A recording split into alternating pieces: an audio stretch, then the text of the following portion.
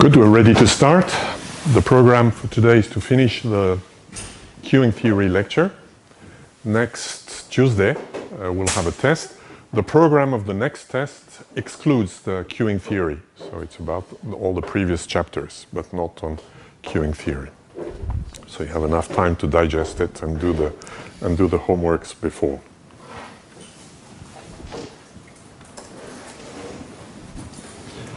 We have seen formulas for the MG1Q, the classical formulas called Polacek-Khinchin. Here's a small catalog of many of the systems for which there are simple formulas. This one is the most well-known, is the easier to study, MM1.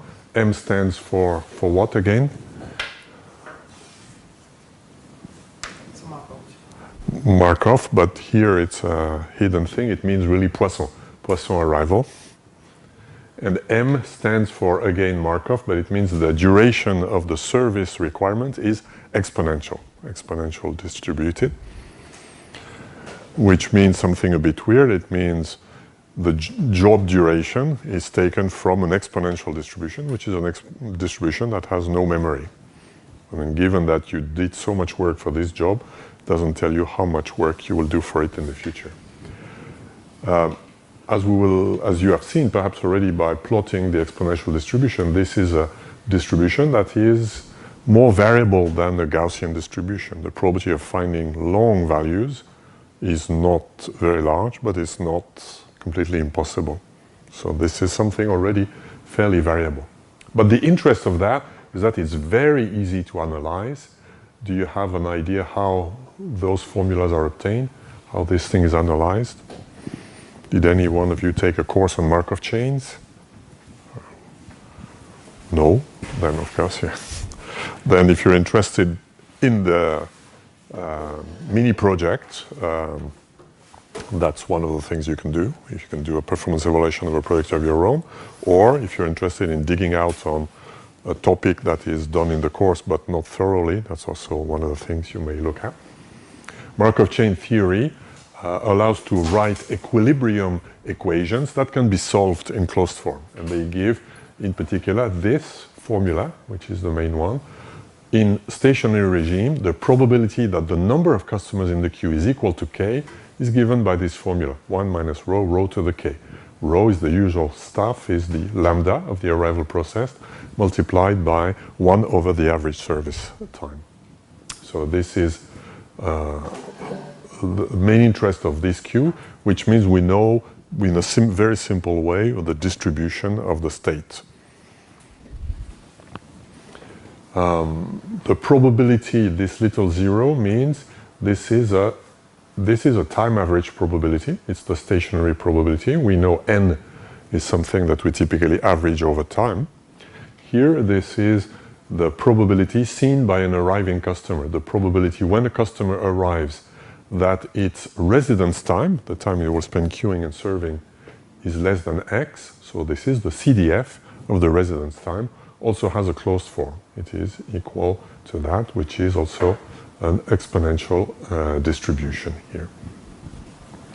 And we have the classical formulas that were already available from the general case, but here in a specific form. And since we have the explicit distribution of n and r, we can compute their standard deviation, for example, here also. Of course, this is true when rho is less than 1.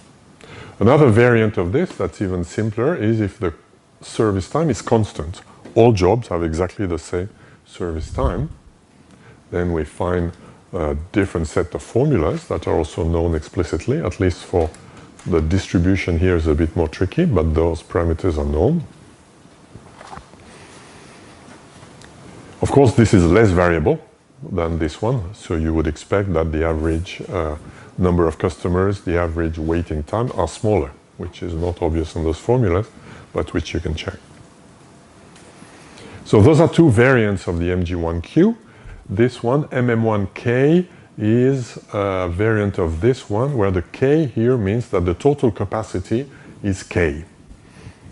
So there is the buffer size in all the previous examples is infinite.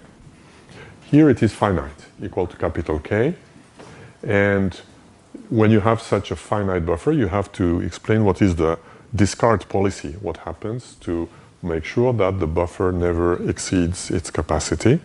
Here, the simple thing is it's so-called a loss system.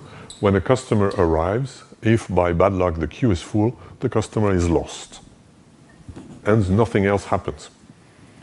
Right. So it's a completely memoryless process. It is not very realistic for some systems, because most likely if something arrives and is lost, something else will happen later, and this guy will try again, perhaps. But here you don't try again. The arrival process is the same and is not influenced by the losses. And the interesting thing is that this can be analyzed exactly in the same way as this one, and the distribution of state is exactly the same, truncated to less than k here, right? So if you look at the probability that we have k customers present in the system is equal to the same formula, 1 minus rho to the power of k, of course, multiplied by a normalizing constant, because the sum of those probabilities should be 1, and here we stop at capital K, whereas here we go from 0 to plus infinity. So this normalizing constant is a bit different here, but essentially we have also a simple formula. Another thing here is the probability that an arriving customer is discarded is equal to the probability that the queue is full, that the number of customers is capital K. Can you make sense of this? Can you relate this to something we saw yesterday?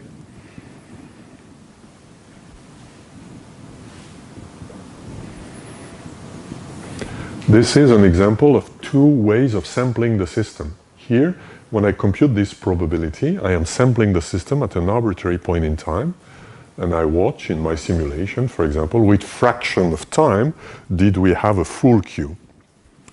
That will be an estimate of this probability.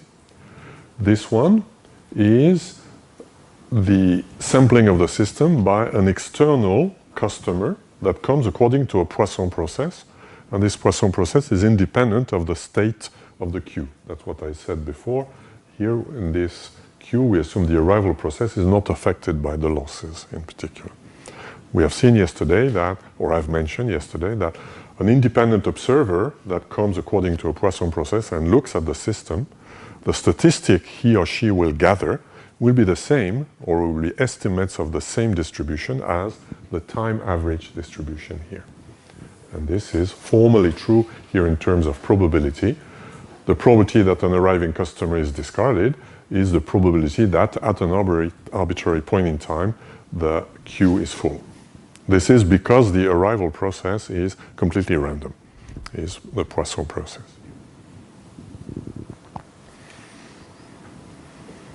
Another one which may be of interest is here MMS. So it's like the MM1, except there are S servers, which means when a customer arrives, it's served. If a second customer arrives, let's say S equal 2, it is also served in parallel. You have, for example, a multi-core machine with 2 cores. Then if I call rho, now rho, if we want it to be a figure of merit that is to be less than 1, the utilization is the total utilization, is the utilization of the total capacity. So it is lambda S bar divided by the number of servers here. So that rho, this rho should be less than 1. In other words, if we take the same rho as before, it should be less than S, the number of customers. So we double the capacity, which makes sense here. So this can be, because it's also Markov, it can be studied with simple Markov chain, which translates the stochastic problem into a pure algebraic problem through the balance equations of Markov chains, which you solve.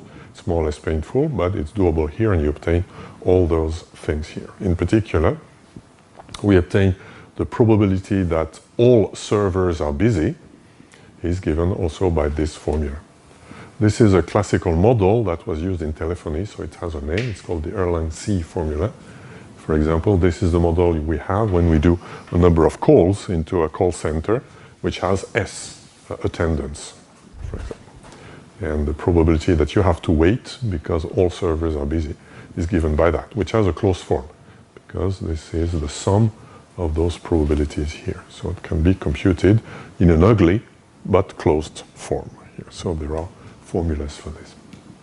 Voila, this is what classical queuing theory will tell you. And if you're interested, you're welcome to talk to me, perhaps in the mini project, to dig into how such things are analyzed. But what we will do in the rest of today is to see what this tells us about our systems. The first thing it tells us is that if I plot, for example, for a database system that can be modeled as a Poisson process, at least for the arrival of service request, we know that the need to process a request is 0.1 second, and we can compute its standard deviation. Then we know by the Pollaczek-Inchin formula that's the average queuing time depends on the distribution of the service time only by the mean and the coefficient of variation, so only by the mean and standard deviation. So knowing those figures only allow me to plot this curve here, for example. What do we see here? Well, the very first thing we see is that there is a linear regime for the waiting time, or for the response time, which is when we are well below capacity. And then there is something very different when we approach capacity, where the mean response time explodes. So queuing systems are highly nonlinear, except if they are in the low load regime here. Right? Here it's linear, it means the slope is practically a straight line as a function of the arrival rate. Here. From this we can answer questions like what's the maximum load that can be served if we want an average response time of 0.5 seconds. Then that would tell us something like this here, 85 or 88%, 88.8 requests per second. That's the maximum that this database system can support. That's the kind of things you can do for dimensioning your system, for example. Here. Now assume I have a system where I can draw those different curves here. Which one do you believe belongs to which case?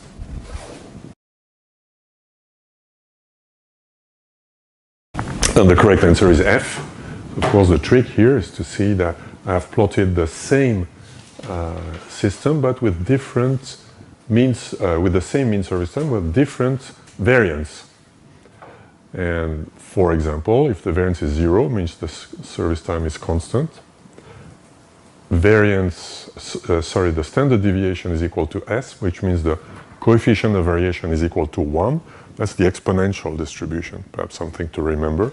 Among all the distribution, the exponential distribution has the specificity that its standard deviation is also exactly equal to its mean. Or twice as much here, which might be, for example, a Gaussian distribution with large variance, or something more variable than the exponential distribution.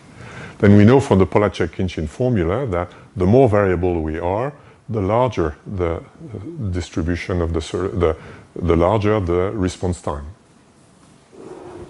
So here I'm plotting the response time on the y-axis. So we expect the blue to be 3, the green to be 2, and the red to be 1. So 3 to 1, which is F. So that's the take-home message from the MG1Q that we have heard yesterday already. The larger the variability, the larger the mean response time. Which is sometimes not so obvious, because very often people reason in terms of averages only. Here it's a point where the variability plays a role. Here's another one. Assume I want to compare what is the cost or the benefit of sharing or pooling resources. I compare two systems. One that has a multi-core system with 2 cores, 2 servers, and a certain rate, 2 lambda of arrival, and a single queue. So I have here a dispatcher or a scheduler that will know the state of the servers and dispatch the job to the next free server. As opposed to something that randomly dispatches the jobs to 1 queue for each core.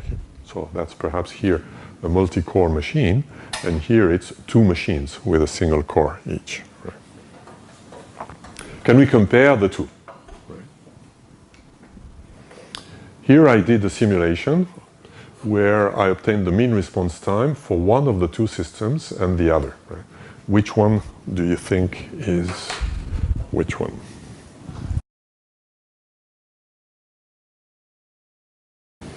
And the majority says A, but the majority is wrong. The truth is B. So what's the reason for that? Well, first we could do the math. We have seen a formula. This is an M. For example, assume this is Markov MM1. This is exponential service time and Poisson arrival. This is an MM2 queue. And those are two independent MM1 queues that have the same arrival rate, so the response time for each of the two is the same. So we could look at the formulas and plot the things. In fact, this is what I did here. But what happens is when I pool the resources versus not here, what may happen is that there is some inefficiency. What kind of inefficiency? Due to the randomness of things, of arrival and of service, it could be that one queue is empty here, and the other is not. In this system, what happens if one queue is empty and the other is not? Well, the server is idle, so it's doing no work, whereas some work could be done because there's some guy here waiting in the queue. This will never happen in this one. Here, as long as there's at least one customer in the queue, both servers must be busy. Right? So here I'm assuming, of course, there's no feedback. Otherwise, if there's feedback, it's equivalent to the first here. So pooling is always beneficial in terms of using the resources. Segregating means if you don't have feedback and from one system to the next, then the two systems it's less efficient because one system may be idle, whereas there's some other work to do in the other system. So we would like to find a way to steal work from one to the next, which can be done by this shared queue. This is why, of course, many systems are in this way. I mentioned a multi-core system. A data center is typically organized in this way, where in the data center you have at the arrival a small a gatekeeper that keeps all the requests in a centralized system, and in order to maximize the utilization of the data center. We talked about the mean response time. Now, how about the capacity? Capacity is the max lambda for which the system is stable, mathematically. And practically, is the max lambda such that the system will not be congested and will go into bad behavior.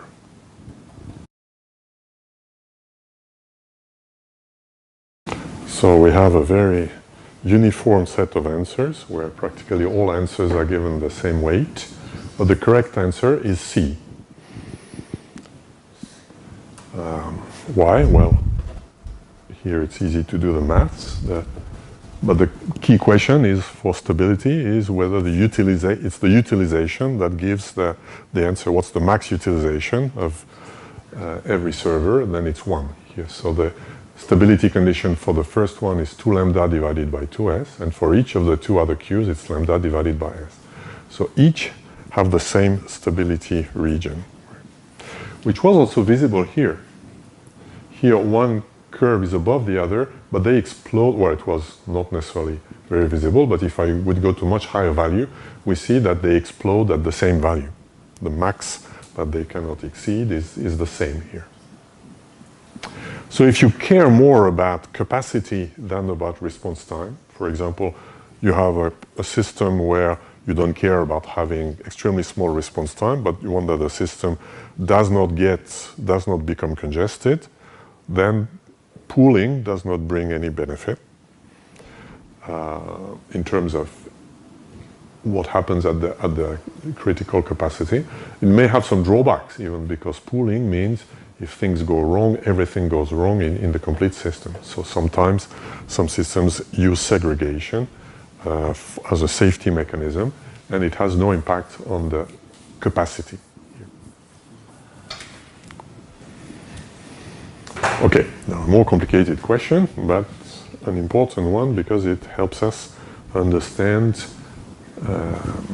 why one model or another one. Here I'm asking the question, assume I have an MM1 queue, so the simplest of all the queue, single server, exponential service time, Poisson arrival, and there is a closed form for everything. And I'm asking what is the expected response time for a customer given that I know its service requirements, right? So what does it mean? You do a simulation of this system. So you simulate jobs. Some of the jobs will have a large service time, some will have a small. Assume you do a simulation with 1 zillion jobs, and now you focus on only those jobs that, when they are declared their service time, which is typically when you can, depending on how you coded your simulation, but I could imagine that a lazy implementation consists in computing the service requirement of a customer when it starts service. Then you look at only those customers that had approximately a given value, X, for example, 10. So you look at all those customers that had a value between 10 and 11. You throw away all the other customers and you do the statistics for them. What's the response time? You can do a histogram or compute an average. This would be the average, means expected here. This is the expected response time. Right? So practically it means if I model a queue, for example, a database or a processing system, some of the jobs have small service time, some have large. Right? When we model that, we don't know which one will be what. It's drawn at random. But if you are one of the job, you may know. For example, if the job size has to do with the length of some data structure, you may know for this job. And then you may ask the question, given that I have a large job, what can I say about it? I know more about the job than the standard case. What can I say about it? That's the question. Here I'm proposing 4 formulas. Does one of them make sense for you?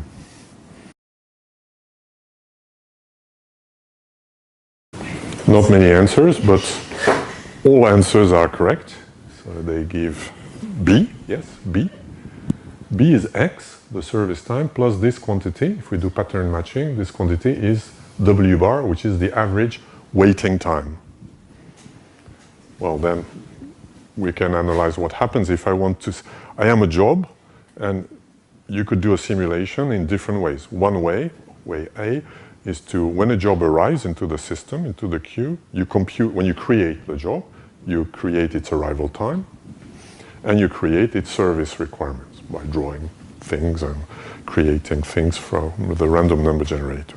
And you put, as a label in the job data structure, the service requirement. That's one way to do it. But another way that we've seen that is equivalent is to create a job, queue it, and only when you start serving the job in the service center, you compute what is its service requirement. Because that's the only point in time where you will use that information. So you can create it at the last minute or at the beginning. It doesn't matter. But now imagine you're a job, you're sitting on the job, you're an inspector that is sitting on this job. Jobs are car, for example, and you're the driver. And X is the response time. You know the response time. But what will happen? What will be, you know the service time. What will be your response time? Well, it will be made of 2 parts. First the waiting time, then the service time. Does the waiting time depend on your service requirement? The answer is no, because of the first or the second way of writing the simulation, right? In the second way, I don't even know the service requirement of all the jobs that are in the queue.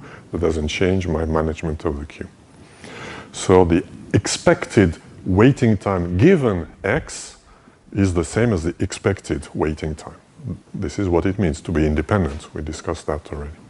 So given the job size is X, the expected waiting time is this one. So the response time is waiting time plus service time. So given X, the waiting time in average is this, and the service time given X is of course X. So that's the formula we obtain for the response time given the size of the job. Right? This leads us to another very frequently used queuing model, which is the processor sharing queue, which represents many practical systems. So all the systems we've seen so far are representing, for example, real-time controllers or processors in general, when the jobs are small atomic entities. A small thing comes and then you serve it and then it disappears. Right? Processor sharing is typically used for modeling things that have a longer duration. For example, a TCP connection. When you start a TCP connection over a network, someone else comes with another TCP connection, they are served in parallel by the network.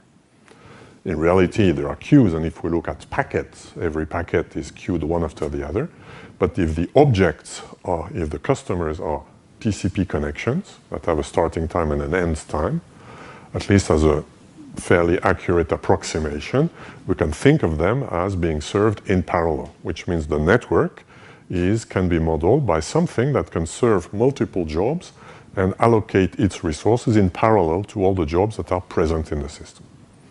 Another example is when the job is a program that's executing on a machine, then most machines are multitasking, so they can execute multiple. If there are n programs that are running in parallel, even if you have a single core, the operating system will do time slicing to run the different objects in parallel.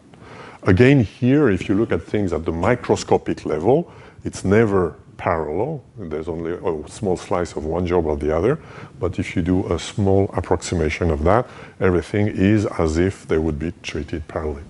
So this is very often used for models of processors or for communication networks, for example, networking. So formally, it is the MG1 PSQ. So MG1 means the arrival process is Poisson. The distribution of the service time can be anything. And there is only one resource, but it is shared here.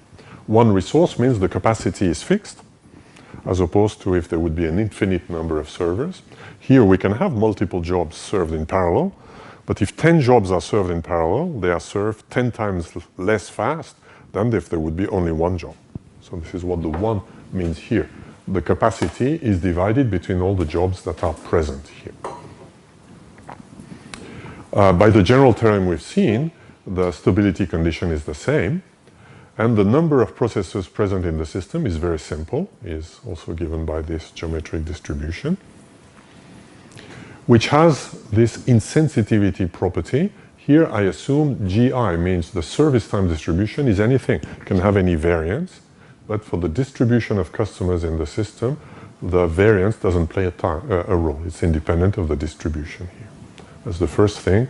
This kind of systems is insensitive to variance, unlike the MG1Q, where we have seen that if the processing time is, the processing requirement has large variance, the average of queuing time and everything will be larger. Here, it's not the case. Here. And the second thing is if we do the same question as I asked in the quiz, what is the expected response time of a job given its size? Now we have a radically different thing. We see that it is proportional to the size. In fact, it's exactly equal to x divided by 1 minus rho. Of course, if rho is very close to 1, it's very large. Why is it proportional? Well, imagine a multitasking machine, and you have one huge program and 10 other very small programs, so huge or small in terms of execution time. Then since we share the time, we share the processor between the different machines, the 10 small jobs will execute 10 times slowly in average than the large one. So when you download multiple objects with your podcast application, for example, if you have one big file and one small file, you should see response time. That is, of course, random. It depends on when your requests for downloading occur. But in average, what you expect is that the response time is proportional to the size of the object. So that's a different type of queuing system. Now we have a small catalog of single queuing systems, single server queue, queue with multiple servers, queue with one server, but processor sharing. So we can compare them here. For example, I computed the expected response time given the service time for the processor sharing queue and for the FIFO queue for different values of the service time. So here the distribution of the service time is the same, but it's random. So there are jobs that will have a service time of this, this, or that. And we see how it changes. If we have processor sharing, then the response time varies as a function of the load. Of course, they all explode at the load, but the impact of the load is very different for FIFO than for processor sharing. Here, the job that has a very large processing requirement, this is a job that is larger than average. If the average is 1, for example here, this is a job that's in the average. If a job is larger than average, we see that it will have a penalty. This blue is larger than this one, but the penalty is much larger for processor sharing than for the others, which is justified by the fact if the job is very large compared to the others, its only penalty is its service time will be very large. Of course, it will do a penalty on others, but it's not penalized other than that. Whereas in processor sharing, it has to compete with all other jobs at all times. Voila. So we have very, very short, very briefly, we have gone through what simple queuing systems tell us. We've looked at single queues. In the book, there is a whole chapter on networks of queues. We'll not discuss them in detail. I will just give 1 or 2 hints of what it can give. Instead, and you're welcome to dive into more of the results if you're interested, and we can talk. But instead of going through that, we will see how we can use the different techniques, the different theories that exist to a specific case study. Because I believe, in my experience, the difficulty of applying queuing theory to analysis of systems is finding which model to apply. Once we have applied the model, it's a lot of fun. We write big Markov chains, and it's very complicated to solve. It's very complicated, but it's doable, so that's wonderful to write a paper and to do scientifically interesting stuff. But the question whether this is the right model or not is the obsession that we should have when we are using models. So let's do this on a very simple case where we can do everything. And since we're in winter, I'm using a ski example. A few years ago, there was a bill that was posted everywhere in the city of Lausanne, an advertisement for Verbier, where they said, 2 fois plus vite sur les pistes. And if you can read here, it's not very easy to read, but they say, capacity doublée. So it means we double the capacity of the ski lift. Therefore, you will be twice as fast on the slopes. Right? So we could ask the question. So in general, now it means if I have, so more seriously, or perhaps this is a serious thing if you're working for this, for Verbier, what is the impact of a capacity increase, right? So if you are congested somewhere, you want to increase the capacity. That's a problem that Joe had in homework number 1. And you have to ask yourself, would like to increase this or that. What is the impact on the queuing time of a capacity increase here? So let's do it seriously for a ski resort. I'm assuming a small ski resort, so perhaps this is not Verbier, but Le Brassus, or there is a single slope and a single ski lift, which has a certain capacity in people per second, and the metric is the waiting time at the lift, because this is the nuisance factor in a ski resort. If you wait at the lift, you don't like it. So let me apply my performance evaluation methodology. What is exactly my goal? Well, here I'm evaluating a very simple thing. What would be the impact of doubling the capacity of the ski lift? By paying some amount of money, we could double the capacity. What would be the impact on my metric, which is the waiting time at the lift here? As we know from what we discussed the first week, one of the tricky things will be the hidden factors, and in particular, here it comes in the form of what kind of load are we discussing. Here I will consider 2. One load is when there is a bus that arrives, arrival in burst, and the second one when there is a stationary regime where people arrive at fairly smoothly, for example, according to a Poisson process. And let's see what the different models we have tell us about those 2 models. Let's here see what happens when a large burst of people arrives here. So this is my model. I have a waiting room, a gate, and the lift. And here I'm using this cumulative arrival function that we've seen quite at the beginning. So I'm plotting here the input to the waiting space at the lift. And assume I have a burst of capital B people that arrive. Assume they arrive instantly. which is of course a very simplified thing. They will not arrive instantly, but they will arrive very, very close together. So it looks like an impulse here. Before that there was 0, and at time 0, at the time where it's time to observe, bing, there's a huge number of people who arrive here. Now let me plot in blue the output. What is the output? Well, the output is when people leave the gates, so they are sitting and they go up. Normally you smile at this point in time. Right? So that's the end of the queuing time. So this is what I'm plotting here. If I'm assuming a very simplified model, of course, things are perhaps not as smooth as this. Perhaps you take people by 2 or by 3 together. But roughly speaking, if there is a capacity C, that means we're able to drain the queue at a rate C. So if I ignore those little bumps due to the fact that we probably serve people in discrete units, we have, if the capacity is C, this is the output that we will have here. And the metric that I'm interested in is the delay.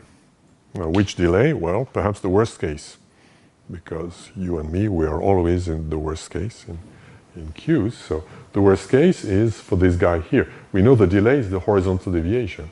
So from red to blue, the worst case is, of course, for the guy who arrived last, assuming the queue is FIFO, which is not always the case. Some people are cheating sometimes. But if the queue is FIFO, the delay is this here. Now the question is, what happens if I double the capacity? How do I double the capacity? Well, if we had a lift with 2 seats, we make a lift with 4 seats, so we can serve 4 people in the same time as we served 2 before. Or we have seats that are closer in space, so that we can serve people more frequently. There are lots of options, but here I don't care about the details. Assuming I double the capacity. What does it mean if I double the capacity? It means the slope of this line is doubled here. Since everything is linear, the delay also will be divided by 2 here. So here, doubling the capacity divides the worst case delay by 2. This is what was more or less alluded to in this panel here. We go twice as fast because we've doubled the capacity, whatever twice as fast means. Whoops. Average delay, where would the average delay be?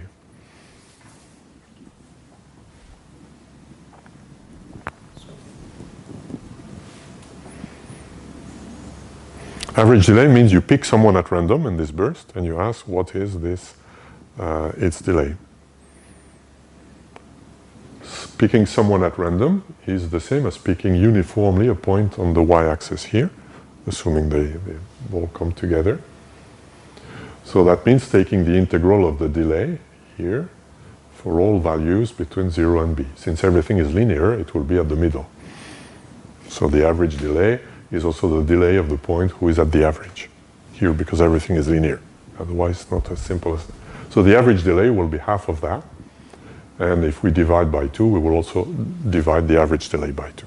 So for average or for worst case, here doubling the capacity divides the delay by 2. Okay, now let's look at the other regime where we look at the case where people arrive smoothly. Then we can model that as an MG1 queue. And we assume there's no feedback in the system. So people arrive, we don't know from where, they join the queue, and then we can model that as an MG1 queue, where G is the time it takes to serve somebody that's at the head of the queue, so how much time it takes for you to pass the gate. There's a little gate you need to go through, until the next is the time for you to get on the gate, to get seated, until someone else can come. That would be the service time. We can have variants of that where we could have MG2 if we serve 2 people at a time, but that would not change dramatically. Here the main thing we see is, well, there is something completely linear. So the nonlinearity of response time means it's very hard to know what happens when you double the capacity. But what we can say is that if we double the capacity, that is because we were in trouble. So probably we were operating in this region. So we had very large delays because we were operating, because we wanted to do something. So doubling the capacity leads us to that region here, where we go here. So doubling the capacity probably means having a reduction in delay that is much, much more than a division by 2. If we go from a congested system to a non-congested system, the benefit is very hard. Quantifying that is hard to see, but certainly this curve is convex, so if we if we divide by 2, the benefit will be more than by a factor of 2. But of course, this model could be criticized. I mean, this is a ski slope is certainly not an MG1Q. Why? Well, this would be the case where you go there, you ski, and you leave. Right? So the slope is huge. I mean, you're in Himalaya and you slope for 2 hours to go down, and you're so tired you don't come back. Right? So, but the little slope I mentioned in Le Brassus, probably you ski, you get into the slope, you ski, and you return. So there is some feedback in the system. Where is the feedback? Well, the feedback is if the queue is congested, people spend a lot of time queuing, so they ski less. So they come less often. So it's a stabilizing feedback. If the queue is congested, people come less often, so the congestion gets a little better. So it's a very different behavior than this queue. This queue, if lambda is larger than 1, then boof, the buffer will grow, will grow, will grow. Of course, it will stop at one day because the night will come, but it will be in a transient regime where things grow. But in reality, if there is a feedback, a closed loop here, it stabilizes the system. It stabilizes with a penalty for customers. If you go spend the afternoon in Le Brassus and you spend half of your afternoon queuing instead of skiing, you don't like it very much. So. But still, the queue will be perhaps not too large because of this stabilizing effect. So let's analyze this system using a model with circulating users. So customers arrive, they go into the waiting room, they spend some waiting time here, then they spend some time being served in the lift. So that's the good thing. This time we don't like. This one we're smiling because we anticipate and then we go on the slope, and there is some time that I call Z that may include a stop at the restaurant. So that's a random time that is, hopefully the slope is more like an infinite server system where regardless of the number of people use, the distribution is, the time here is always has the same distribution here. So the problem is finding given the capacity C of the queue here. So the capacity can be, as I mentioned before, can be simply equal to K divided by G bar, where G bar, where is G? Is the time you spend at the queue here, at the gate here. And our problem is to define what is W bar, the average time we spent in the waiting room. And incidentally, we will also compute lambda. Now the lambda is not the fresh arrival, but lambda is the number of the arrival of people that come, of circulating users who come here. We assume the others are known. The capacity of the gate is known. S bar, which is the time it takes to go to the top of the hill. Z bar, the time to ski. And N bar, which is the average number of users in the system. Here I'm assuming a mixed system. It is open in the sense people arrive according to some arrival process. Then they do that a number of times and then they leave. And what I know is in average there are N bar, which is the population of people who visit this on a ski afternoon. We have seen a method for analyzing such systems, at least approximately. It's called bottleneck analysis. So let's apply here. If lambda is not the outside arrival rate, but the arrival rate into the waiting room, which includes the fresh arrival plus the circulating users, Little's formula tells us lambda times the response time from here and back is equal to the waiting time plus the time in the ski lift plus the time on the slope. Therefore, we get this W as a function of lambda. Then I know that W bar is non-negative, which is one of the asymptotic formulas I will have when the load is not very small, which means when the total population is very small, W should be close to 0.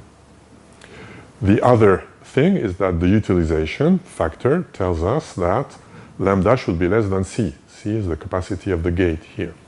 So lambda times the time spent crossing the gate is less than the number of slots there are in the gate. If the gate can let 2 people at a time, for example, K is equal to 2. And we know from the second thing that this is the only possible bottleneck in this system. The time spent in the lift is assumed to be independent of the number of people. So what is the limiting factor is the gate. Once you're in the gate, you stay on the lift, and it's the time to go up the slope. And to go down, we assume here there's no congestion on the slopes. That could happen, but it's really bad if it's congested on the bad slopes here. So we don't assume it here. So the only bottleneck we have is, the only bottleneck condition is this one, lambda less than C. So we have 2 inequalities, this and that. If I plug this in this inequality, we find W bar is larger than N over C minus S bar minus Z. And the second inequality, W bar larger than 0. And we know this one is true is close to exact when N bar is very small. This one is close to exact when N bar is very large. So I plot this as a function of 1 over C. C is my capacity. 1 over C is an indication of how busy the system is. So if I increase C, I decrease 1 over C. So I plot this inequality. 1 over C now it becomes linear. So this line is the approximation that is given by this, which will be true when N is very large, or if N is fixed, that means when C is small, which means when 1 over C is large. So it will be exact in this regime. And W close to 0, this will be exact in this regime when 1 over C is small, which means when C is large compared to the given system. So that is what bottleneck analysis tells us. I plot again the bottleneck analysis in blue here.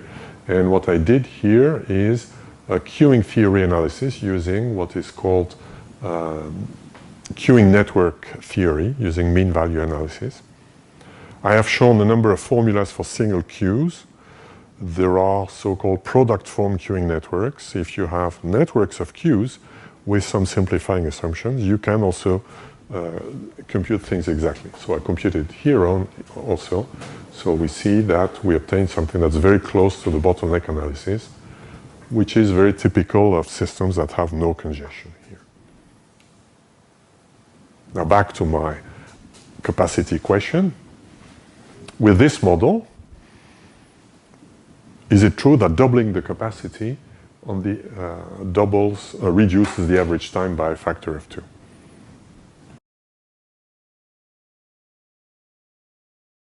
And the majority says we'll have a reduction by less than 2, but the correct answer is A, and this is due to the convexity of the curve.